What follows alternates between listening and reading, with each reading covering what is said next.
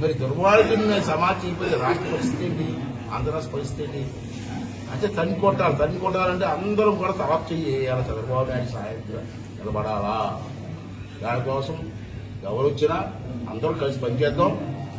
రేపు మళ్ళీ వచ్చి ఎలక్షన్లో మళ్ళీ దుర్మార్గానికి వెళితే ఆంధ్ర రాష్ట్రం సమాధే కూర్చుంటుంది.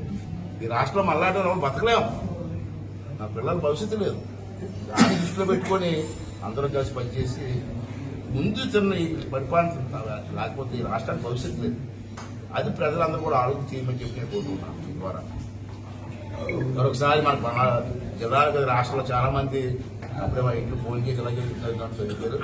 ఇంత అభిమానంతో పార్టీ కోసం పోరాడుతున్నటువంటి మాట్లాడడానికి మాకు సాయం కాదు, ఇటువంటి విషయాలు నేను వచ్చి లోపు అంటే ఇంతకంటే ఆనందం మాకు ఏముంటుందండి, ఇంతకంటే గౌరవం ఏముంటుంది మాకు, ఇంతకంటే ఏం గౌరవం మాకు.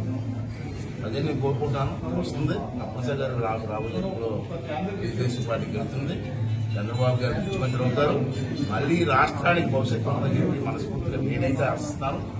మరి మీరు అందరూ వచ్చి దారుగా ఆశిస్తున్న నాకు నా కుటుంబానికి తెలుగుదేశం పార్టీ ఇచ్చినందుకు మీ అందరికీ కూడా పేరు పెరిగిన